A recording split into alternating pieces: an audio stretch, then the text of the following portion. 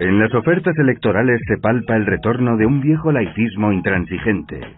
Parece una ofensiva para sustituir toda referencia a Dios por un credo y una moral laicas. ¿Qué hay de bueno en ello? ¿Nos haría eso más felices? Lo que subyace a estas nuevas posturas laicistas es un intento de identificar lo religioso como malo, y eso no tiene legitimidad intelectual.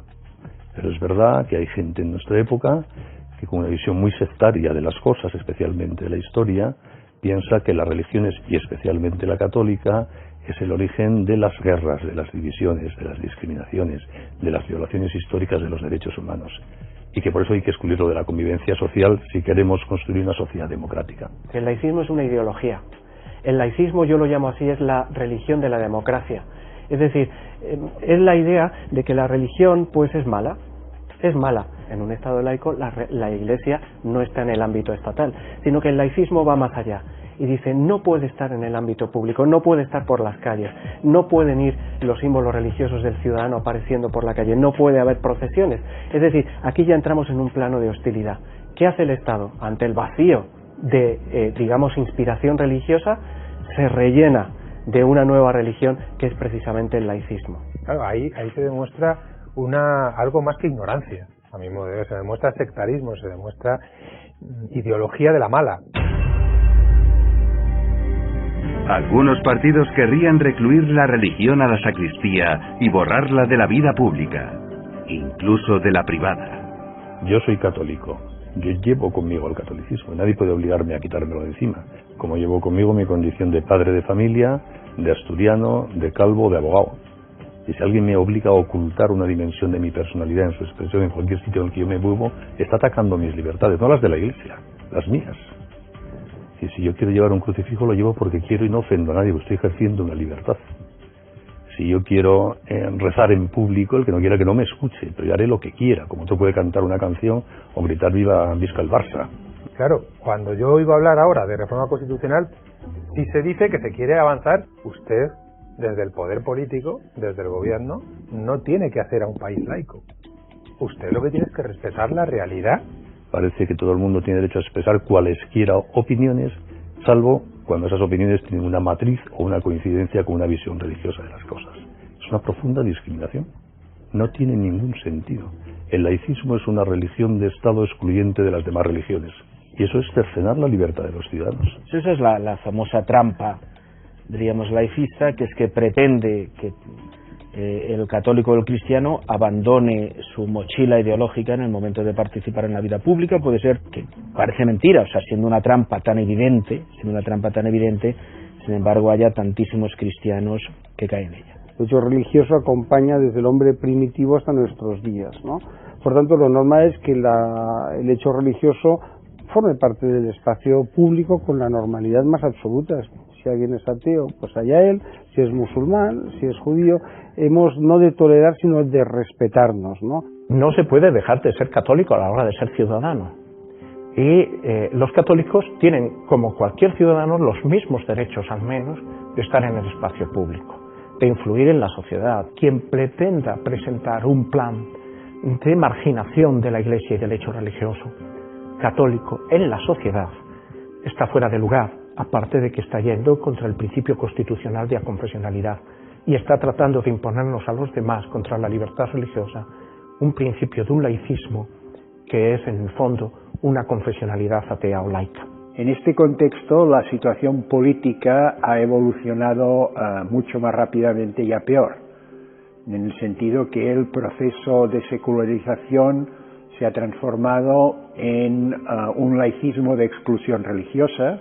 La cultura política hegemónica en Cataluña hoy en día es considerar el hecho religioso, que significa básicamente el hecho católico, como un elemento intrínsecamente negativo.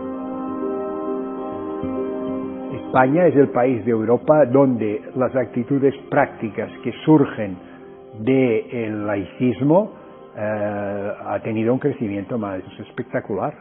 Donde hemos visto hace poco a la señora Merkel decir con una sencillez y claridad rotundas que para ella su fe cristiana es un fundamento para su actividad política y que El problema, por ejemplo, de Europa frente a la inmigración o frente a la crisis de identidad no es tanto que haya mucho islam, sino que hay poco cristianismo. El rebrote del laicismo radical hace temer a algunos por la libertad religiosa y por la cooperación entre Estado e Iglesia. El Estado tiene la obligación de facilitar el ejercicio de los derechos fundamentales del ciudadano. Y uno de esos derechos fundamentales es la libertad de religión y de creencia, por parte de individuos y por parte de grupos. A mí me preocupa que en estas próximas elecciones la victoria de un cierto frente de izquierda, pues que eso pueda romper con ese equilibrio. Tampoco es que crea que los partidos del centro de la derecha tengan muy claro esto. Pero es verdad que pienso que los partidos del centro y de la derecha que concurren a estas elecciones no harían una enmienda a la totalidad ni una impugnación y preservarían básicamente el espíritu del pacto constitucional y los acuerdos con la Santa Sede. Vamos a dejarnos de tópicos y el acuerdo de la Iglesia con el Estado o del Estado con la Santa Sede no solo es privativo de España, no solo es cuestión de un régimen político, el régimen franquista, sino que la Santa Sede tiene un centenar de estados aproximadamente, acuerdos bilaterales que son en definitiva parecidos a los de la Iglesia Católica y la Santa Sede en España. España está, por así decir, dentro de lo que solemos llamar la gran mayoría de países civilizados, que son países que creen en la neutralidad del Estado, es decir, un Estado que no tiene una confesión religiosa particular, la católica o cualquier otra, pero que al mismo tiempo mantienen una actitud de cooperación hacia el hecho religioso. Es decir, entienden que la religión genera más beneficios que otra cosa para la sociedad. No estamos en un Estado confesional, sino lo que nuestra Constitución sanciona es que el Estado no tiene ninguna confesión religiosa, pero mira de manera positiva el hecho religioso como un hecho favorable a la construcción social. Un modo distinto pero eficaz de participar en la política es la crítica legítima y veraz de la gestión pública. Hoy, los medios de comunicación han acumulado tal influencia que de su apoyo depende muchas veces la vida de los gobiernos. Pueden agravar las injusticias, propagar la frivolidad o ser, como sugiere la doctrina social cristiana, instrumentos de solidaridad. El derecho a una información verdadera es esencial para la madurez democrática. De los comunicadores cristianos depende que la fuerza transformadora del Evangelio ilumine al mayor número. Pero aún sin trabajar en los medios de comunicación, se puede influir en ellos. Un correo electrónico, una llamada, contribuyen a crear opinión. Existen muchas otras formas de influir en la orientación social y política de la sociedad. Las asociaciones a cualquier nivel y en todos los campos son estructuras intermedias de participación que dan vitalidad a la sociedad civil. Particular interés revisten las que defienden la vida humana y la familia. Entre las áreas de participación ciudadana destaca la de la ayuda social y caritativa. No puede ser un monopolio de gobiernos que buscan votos a cambio de dádivas. Cuando hay una diversidad, cuando tienes muchas instancias diferentes y no una especie de monopolio en la ayuda social, entonces tienes mucha más libertad para los individuos. Es más difícil que te intimide el gobierno, que puede retirar su apoyo, como hacían los romanos en la época imperial. Controlaban a la población a través de la distribución del pan. El voto es un derecho y un deber. Antes de ejercerlo, los ciudadanos responsables deben valorar las ofertas de cada partido según su dimensión moral. Es preciso, ha dicho Benedicto XVI, afrontar con determinación y claridad opciones políticas y legislativas que contradicen valores fundamentales. La luminosa frase de Cristo, "La verdad os hará libres", implica que el rechazo de la verdad eterna conduce a la pérdida de la libertad. La mentira, aunque se ampare en mayorías parlamentarias, disminuye al hombre y deteriora la sociedad. El principio de la verdad os hará libres, que encierra una profundísima verdad, significa que en el error o en la equivocación no hay verdadera libertad. Es decir, no hay libertad si uno no participa en alguna medida de la verdad o aspira a ella. Invertir ese principio y decir que es la libertad lo que nos hace verdaderos es asumir de una u otra manera el principio del relativismo moral. Entonces, no importa lo que hagamos si lo hacemos de forma verdaderamente libre, como si la libertad santificara cualquier conducta. Buscar la verdad es una obligación y un derecho.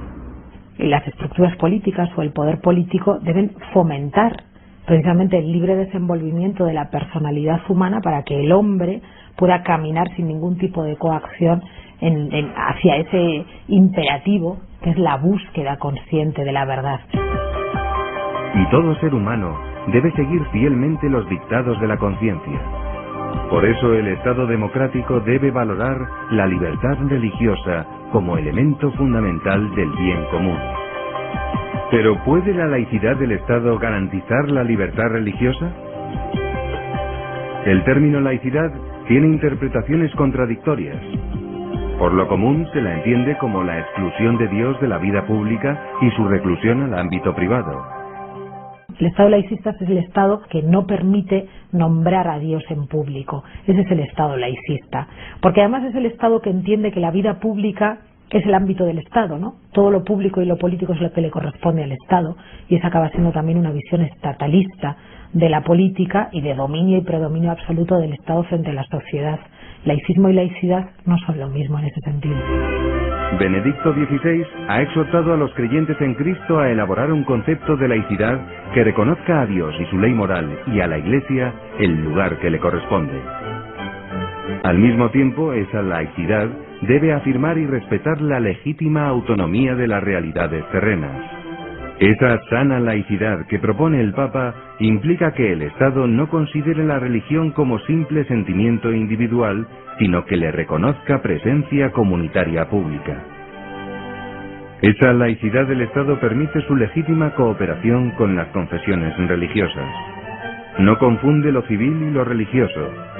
Al Estado laico no le toca pronunciarse sobre la revelación ni asumir tareas eclesiásticas. Le corresponde velar por la defensa de la dignidad humana y promover valores que la fomenten. Entre ellos destaca el derecho a profesar una religión. La cooperación Iglesia-Estado cubre muchos ámbitos.